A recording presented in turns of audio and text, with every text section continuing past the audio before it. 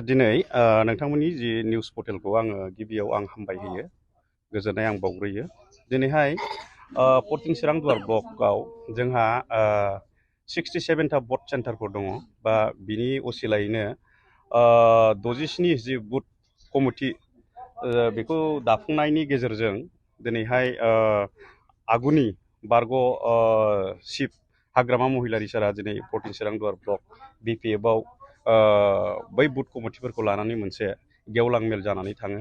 दा बेवहाय जोंनि सान्थिपुर प्राइमारिनिफ्रायबो जोङो बुथ कमिटिजों लोगोसे गोबां पार्टि वार्कारफ्रा जोङो बाहागो लाहैयो। बेवहाय दिनै सान्थिपुरनि सिङाव पातालसाना गामिनिफ्राय गासै 28 जन दिनैहाय BPF दलखौ मोजां मोननानै बिथांमोना फैयो। मानो होनोब्ला बिथांमोना सिगाङाव BPF-खौ समर्थन होदोंमोन, नाथाय गेजेराव UPPL-नि माखासे दैदेनगिरिफोरा बिथांमोनखौ गोबां आसा होनानै हा हुनि सुबिदा होगोन होननानै आरो साख्रि बाख्रिनि बायदिसिना सुबिदा होगोन होननानै दैखरनि बायदिसिना सुबिदा होगोन होननानै बिथांमोनखौ UPPL सरकाराव बा दोलोआव खामानि मावनो आरो भट होनो बिथांमोनखौ बिदिनो फुख्लायनानै लांदोंमोन। दिनैहाय बिथांमोना बुजिबाय, बुजिनानै दिनै BPF दोलोआव जोंजों ज' थानानै खामानि मावनो बिथांमोना दिनै आवगायबोबाय। थिग बेबादिनो दिनैहाय काम्पा बरगयारी सार आरो हाग्रामा महिलारि सार नुजानायनि गेजेरजों बिथांमोना दिनै जोंजों फिन BPF-आव फैफिननानै आरो जों बरायनानै लानाय जाबाय। जोंबो जितु बिथांमोनखौ UPPL सरकारा माखासे खामानि मावनायनि प्रतिश्रुति होदोंमोन, नाथाय मावफुंजानायखौ फोरमायदो ना मावफुंजायैखौ नोंथांमोननो फोरमायदो? मावफुंजायैखौ बिथांमोना जोंनो फोरमायनाय बायदियै आरो जोंबो जिहेथु जों नुगासिनो दं। मानो होनोबा जोंनिनो एरिया पातालसानाया जोंनि सान्थिपुर एलेकानि दरसे गामि। दिनैहाय बे जायगाया दिनै हा हुनि जेंनाया जोबनो थाङाखै। सिगाङाव BPF सरकारनि समाव जेनोखि हा फाट्टा होदोंमोन, बे समाव गोबां UPPL दैदेनगिरिफोरा UPPL सापर्टारफोरा बै गामिनि सापर्टारफोरा BPF-नि हा होनायखौ नाङा आरो जोंनि UPPL सरकार फैयोब्लानो ओरैनो जाखानांगौ होननानै बे पातालसाना, खुंग्रेब, उदालगुरि बे जायगानि UPPL सापर्टारफ्रा बन्सिथ' गावसोरखौनो खालामनानै लाबोदों। दिनैहाय BPF सरकारखौनो बिथांमोना लुबैफिननानै आरो फिन बिथांमोननि जे हा हुनि समस्या, गिबियाव जों मानसि हिसाबै थांनानै थानांगौबा हायानो जोंनो थामोनथा हिसाबै जोंनो नांग्रोगौ। बे हिसाबै बिथांमोना आसा खालामनानै BPF-आ फिन गभर्नमेन्टआव फैफिनोबा हा हुनि समस्या, गामि ओनसोलनि समस्याखौ मावफुंनानै होगोन, बेखौ आसा लानानै बिथांमोना दिनै फैनाय जाबाय। MP इलेक्सनाव जे फैगासिनो दङ, बेसेबां आखाबादि? MP इलेक्सना जोङो क'क्राझार सिट हिसाबै बा समस्ति हिसाबै जों एकदम 100% रोखा देरहानायाव जोङो फैबाय। दिनैनि जि रिजाल्ट, मथथे दिनैनि जि नोंथांमोनाबो साननानै आरो ससियेल मिडिया गासैबो ओरै बेरायनानै दिनैनि दिनाव मिथियो। मानो होनोबा एकदम क'क्राझार हिसाबै एकदम रोखा जों देरहानाया, BPF पार्टिया देरहानाया एकदम रोखा। आरो दरं उदालगुरि हिसाबैबो एकदम जेरैहाय 100% देरहानाया BPF-आनो फैबाय, जों बेखौ बुंनो हायो। प्राइमारि हिसाबै जोङो थांनाय BTC इलेक्सनाव जोङो जेनदोंमोन।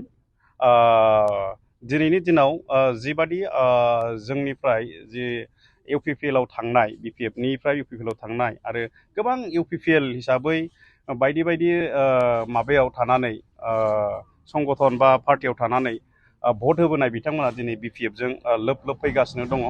आरो जोंनियाव कयेक दिननि उनाव गोबां जोंजों जयनिं जानो थांगासिनो दङ। सान्थिपुर प्राइमारि हिसाबै जों बेखौ लागासिनो दङ। मथे जोंनाव लिस्ट जागासिनो दङ, फैगासिनो दङ। जों मोनसे प्रग्रामनि गेजेरजों जोंनि एलेकायावनो मोनसे जायगायाव बेबायदि प्रग्राम लानानै जोङो जयनिंखौ खालामगोन। जितु मैया UPPL-आ रायन' थिनालियावहाय मोनसे जयनिं प्रग्राम लादोंमोन, जोङो मिथिनो मोन्दों जे बिथांमोना गावसिनि मानसिखौनो गावसिनियाव जयनिं खालामदों होननानै।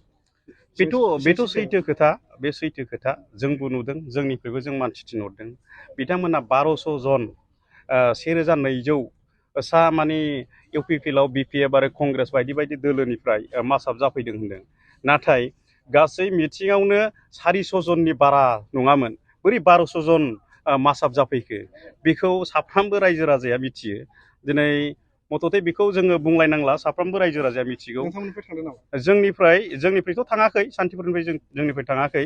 उदालगुरिनिफ्राय कयेकजन थांदों होनदों, खिन्थु गावसिनि भटार्सखा, गावसिनि सिगांनि भटार्सखा जोंनि बिपिएफ दोलोनि बिपिएफ सापर्टार हिसाबै सासेबो थाङाखै आरो बे माबा नङा आरोखि जों फोथायनोनो हाया।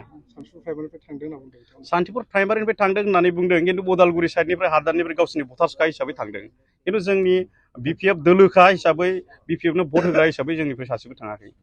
आरो हायोब्ला बिथांमोना दिनैनि गेजेराव भिडिअ क्लिप खालामनानै जोंनो देखाय बबे सावगारिनि पिक्सारनि भटार्सआ बिपिएफ भटार्सआ इउपिपिएलआव थांदों मैयानि थाइखाजरा राइन' क्लाबाव जि प्रग्राम जादोंमोन फोथाराव देखायनो हायोबा देखाय। बिथांमोना ससियेल मिडियायाव गोबां थायोमोन गोबां होयोमोन नाथाय ओइदिनखालिनि जि प्रग्राम बेनि जेबो जों इसेबां ससियेल मिडियायाव नुनो थाङाखै आरो नोंथांमोनाबो मिथिगौ रायजो राजाबो गासिबो मिथिगौ जाय बिथांमोना ससियेल मिडिया नायो।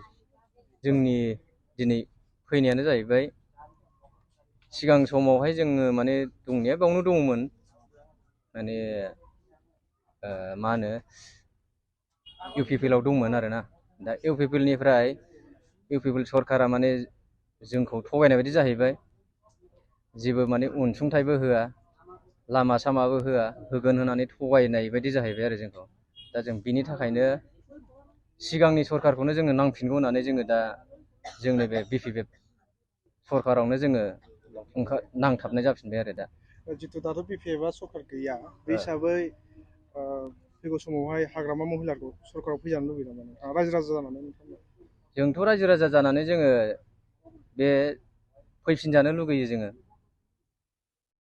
बिपिएफ सरकारानो जोंहा माने सोलिलांगोन मोजांबो जों बेखौनो लुगैयो फैफिनजानो। खौसेयै दा नोंथांमोना बिपिएफ सरकारखौनो मदद होसिगोन? जोङो जेब्लायबो मदद होसिगोन। मा गामिनिफ्राय? जोंनि गामिया पातालसाना।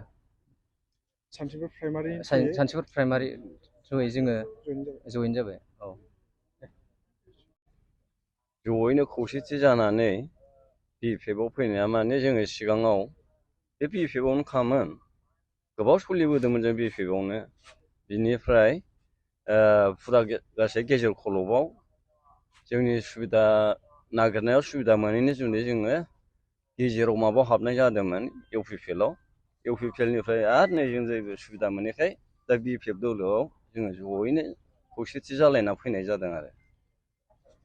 इउपिपिएल दल हिसाबै बा इउपिपिएल सरकार हिसाबै जेबो नोंथांमोननि समस्याफोरखौ गैया जेबो मोननाय जायाखै जों ओंखायनो दुखु मोनदों जोङो इउपिपिएलनिफ्राय ओंखायनो ओंखारफिननाय जाबाय जों। आहनि समस्याखौबो जेबो गैया जेबो फोसाबना होनाय जायाखै बिसोरो ओंखायनो जोङो दुखु मोननानै बे नैबे दानि माबायाव हाबफिननाय जाबाय जों। गासै खयजन दङ? खयजन दं? 28 जन दं। दा बिपिएफआव थानानै बिपिएफखौनो मदद होसिगोन? औ बिपिएफखौनो जोङो मदद होसिगोन बेवहायनो जों आखाइ थिखांबाय बिनिनो जों माबा आर'नाइ थार'नाइबो गानबाय जेब्लायबो जों बे बिपिएफजोंनो लोगोआव थासिगोन आरो। हाग्रामा सरकार फैनायखौ लुबैयो नामा नोंथांमोना? हाग्रामा सरकार फैनायखौथ' मानो लुगैया जानो लुगैखागोनानो।